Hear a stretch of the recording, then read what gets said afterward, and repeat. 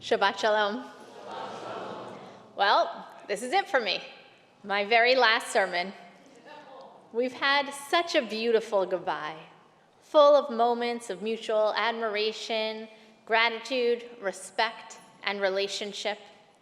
We've had a great goodbye, really. Maybe it was kind of a long goodbye also, but really a beautiful one nonetheless. The goodbyes of Torah are a little bit different than what you and I have been doing. God tells Abraham, Lech lecha, get up and go on your journey, go to a new land. And then you remember that long, beautiful scene where Abraham goes from nomad to nomad, from tent to tent, embracing his relatives and community members with hugs and tears. Remember how they spend verses reminiscing about long days shepherding sheep together and discussing the intricacies of each of his relationships before he sets off on his divine adventure? Of course you don't remember, because it never happened. God tells Abraham to go, and in the very next verse, Abraham leaves, just like that. You've got to give it to him. If nothing else, Abraham is one efficient human being. It's shocking in its brevity, it's terse, it's emotionally avoidant. Even before it begins, it's over. Or how about Jacob? He takes this whole notion of biblical goodbye, or really a non-goodbye, one step farther.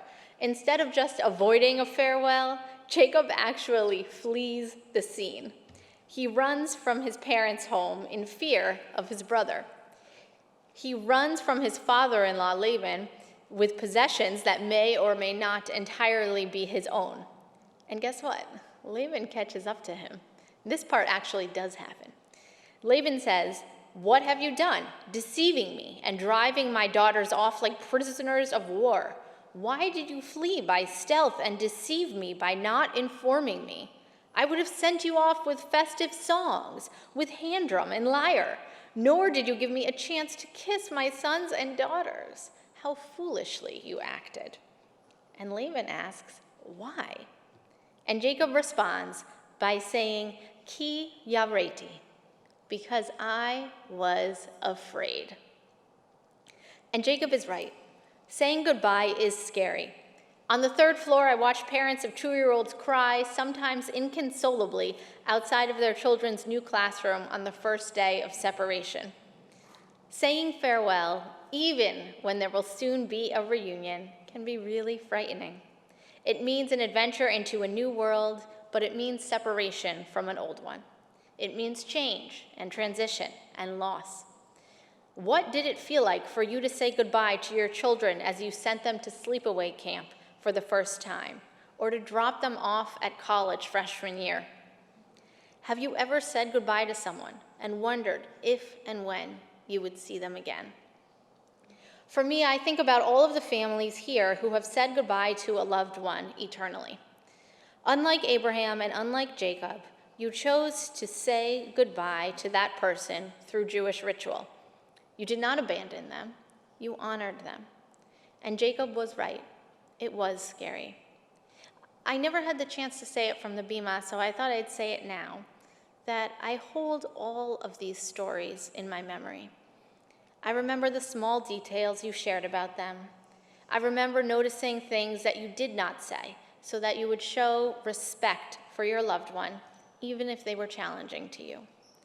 I remember how you handled such a difficult moment in your lives with grace and bravery, and I hold all of them in a special place in my heart, particularly the ones who have fought the historic battles of the Jewish people and the ones who represent the last of the line of Jews in a family. Being with you in moments of pain and sadness has impacted me greatly. But also with goodbyes, there is newness and hope and possibility. The poet Mary Oliver wrote about a final goodbye, but I think it translates to earthly goodbyes as well. She said, "I want to step through the door full of curiosity, wondering, what is it going to be like, that cottage of darkness? And therefore I look upon everything as a brotherhood and a sisterhood, and I look upon time as no more than an idea, and I consider eternity another possibility. as a field daisy and as singular, and each name a comfortable music in the mouth, tending, as all music does, toward silence. And each body a lion of courage and something precious to the earth. When it's over, I want to say all my life I was a bride married to amazement. I was the bridegroom taking the world into my arms. When it's over, I don't want to wonder if I have made of my life something particular and real. I don't want to find myself sighing and frightened or full of argument. I don't want to end up simply having visited this world.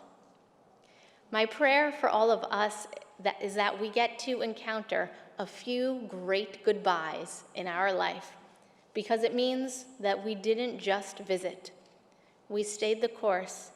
We spent time together. We laughed together. We learned together. We even cried a little bit together. A.A. Milne wrote, "How lucky I am to have something that makes saying goodbye so hard." Lehitraot to this beautiful congregation, and Shabbat Shalom.